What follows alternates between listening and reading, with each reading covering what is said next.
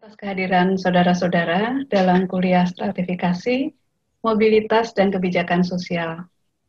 Pada saat ini, saya akan memaparkan hasil penelitian stratifikasi dan mobilitas yang menggunakan pendekatan kuantitatif. Kasus yang diangkat adalah kasus provinsi. Next.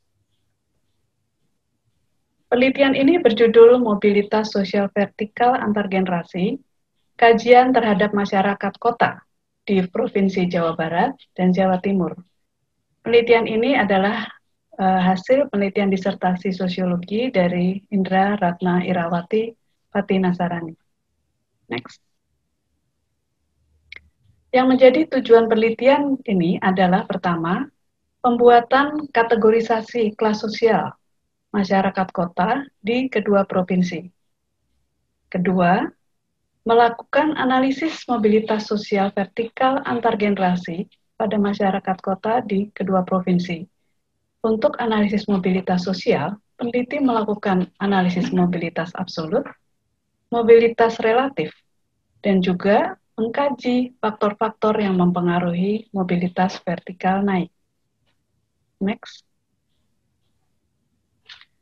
Dalam pembuatan penelitian ini, peneliti menggunakan metode analisis data sekunder dengan menggunakan data dari Indonesian Family Life Survey atau FLS atau Sakerti 2007. Dan untuk pembuatan kategorisasi kelas sosial, peneliti menggunakan model Weberian yang digunakan oleh Goldthorpe. Kemudian peneliti membagi masyarakat atau seluruh data itu ke dalam 6 kelas berdasarkan penghasilan dan atau keuntungan.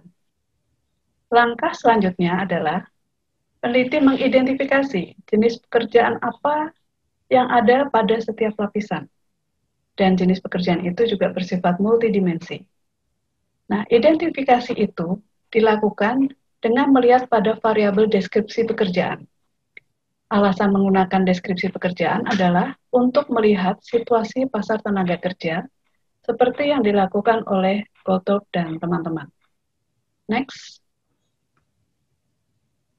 Dari seluruh data yang dihasilkan, peneliti berhasil membuat satu kategorisasi kelas sosial yang terbagi menjadi kelas atas-atas sampai dengan kelas bawah-bawah, di mana di setiap lapisan ada jenis pekerjaan dan juga penghasilan yang diperoleh. Di bagian akhir, kalau kita melihat di baris terakhir, terdapat satu kategori, yaitu pekerja keluarga yang tidak dibayar. Penelitian ini menghasilkan temuan bahwa cukup banyak responden yang bekerja sebagai pekerja keluarga dan tidak menghasilkan atau tidak diberikan gaji atau tidak dibayar. Nah, kategori yang terakhir ini tidak bisa saya masukkan ke dalam analisis karena tidak sesuai dengan teori-teori dan konsep-konsep yang dipakai. Next. Pertama, kita melihat analisis mobilitas absolut. Dalam analisis mobilitas absolut, peneliti membagi dua, yaitu mobilitas ayah dan anak, dan juga ibu dan anak. Dalam setiap grafik mobilitas ini, dibagi juga menjadi dua, yaitu mobilitas inflow dan juga mobilitas outflow. Kalau di sini kita lihat secara garis besar, terlihat adanya kecenderungan yang bersifat diagonal di kedua mobilitas tersebut. Next. Baik. Dari mobilitas inflow, terlihat bahwa responden cenderung memiliki ayah dan ibu dengan kelas sosial yang sama dengan dirinya. Dan persentase terbesar kesamaan kelas itu berada pada kelas bawah-bawah. Rupanya, dalam mobilitas outflow juga menghasilkan hasil yang kurang lebih sama. Bagaimana dengan kelas yang lain? Pada kelas atas bawah, menengah atas, dan menengah bawah, tampak ada peluang responden melakukan mobilitas vertikal naik. Namun, mobilitas vertikal naik yang terjadi bersifat jarak pendek, yaitu perubahan posisi naik pada satu kelas di atas. Next.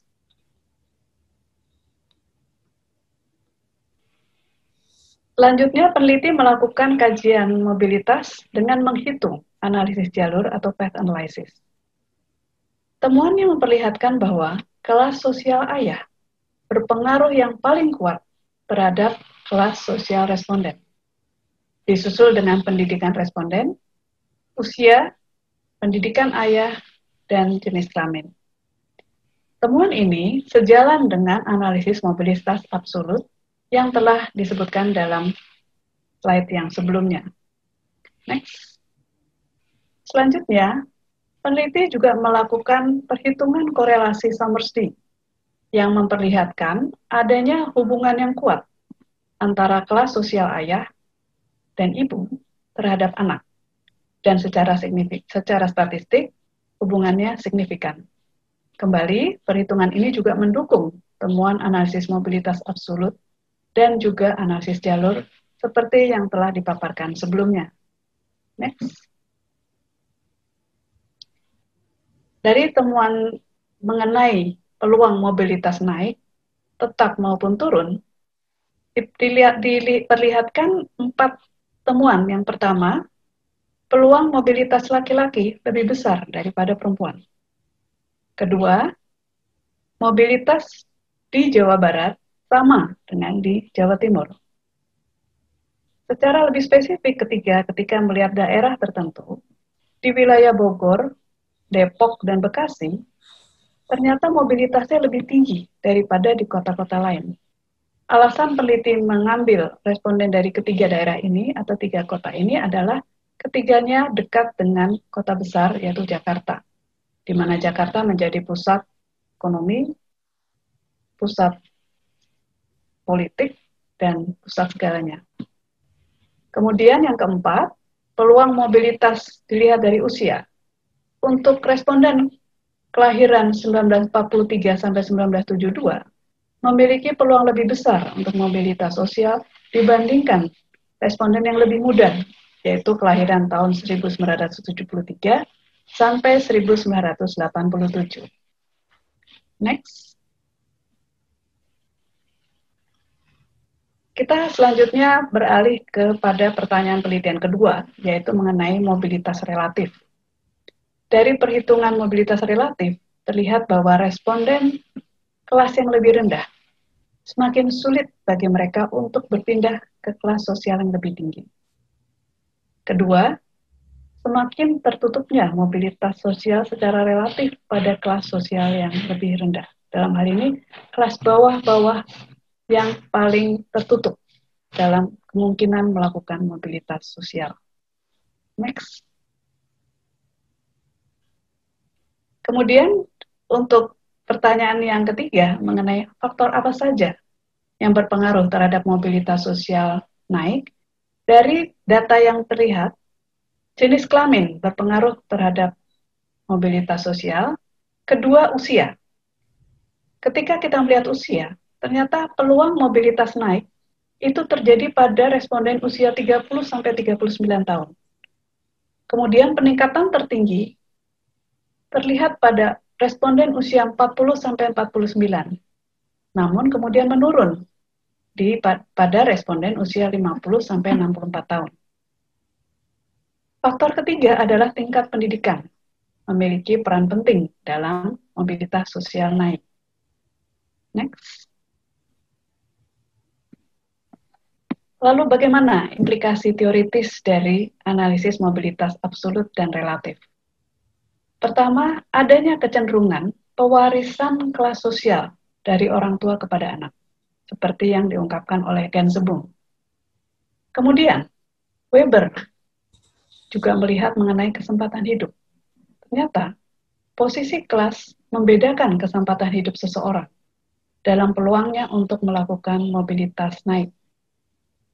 Kemudian Sorokin melihat adanya ketidaksetaraan dalam kesempatan mobilitas sosial. Hal ini juga yang ditemukan dalam penelitian ini. Kemudian penelitian ini melihat bahwa kelas bawah tereksklusi dalam berkompetisi untuk mendapatkan imbalan materi, seperti yang diungkapkan oleh Saunders. Dan ketika kita melihat mengenai keadilan sosial di sini diartikan sebagai pemberian peluang mobilitas vertikal, khususnya bagi masyarakat kelas bawah. Next. Selanjutnya, di sini sedikit akan dibahas mengenai telaah dan rekomendasi mengenai kebijakan sosial. Sejauh ini, kebijakan belum sepenuhnya membuka peluang untuk mobilitas vertikal naik. Pemerintah dalam hal ini perlu lebih memberikan perhatian pada mobilitas dan juga isu representasi dalam perumusan kebijakan. Kemudian ada beberapa rekomendasi kebijakan, baik dari ekonomi, di mana kebijakan terkait dengan usaha kecil menengah itu berpotensi mendorong mobilitas sosial. Dalam bidang pendidikan, pemberian beasiswa bagi siswa kurang mampu bisa dilakukan sejak anak berusia dini atau pada sejak pendidikan dasar mereka. Lalu pada bidang tenaga kerjaan, perlu adanya peningkatan tingkat employability dengan meningkatkan akses kepada orang untuk memperoleh pekerjaan, memperoleh pelayanan pendidikan dan kesehatan yang berkualitas. Secara umum, rekomendasi yang bisa dipaparkan di sini adalah negara perlu merumuskan kebijakan yang berprinsip pada keadilan sosial. Next. Bagian akhir akan saya perlihatkan mengenai kesimpulan apa yang bisa diambil dari penelitian ini. Pertama, responden dengan posisi kelas saat ini cenderung berasal dari orang tua dengan kelas sosial yang sama. Kemudian, stratifikasi masyarakat bersifat relatif tertutup, terutama pada kelas atas dan bawah.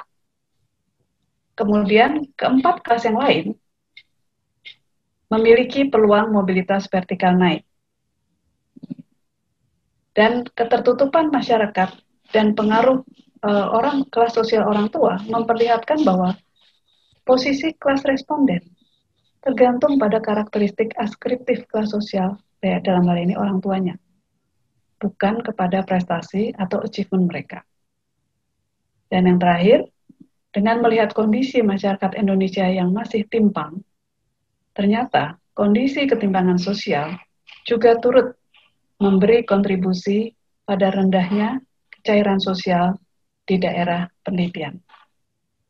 Demikian paparan singkat mengenai hasil penelitian di Provinsi Jawa Barat dan Jawa Timur. Semoga hasil penelitian ini dapat memberikan inspirasi bagi saudara-saudara untuk melakukan penelitian yang kurang lebih sama atau bahkan lebih baik dengan daerah yang berbeda. Terima kasih atas perhatian saudara-saudara. Sampai bertemu pada kesempatan berikutnya.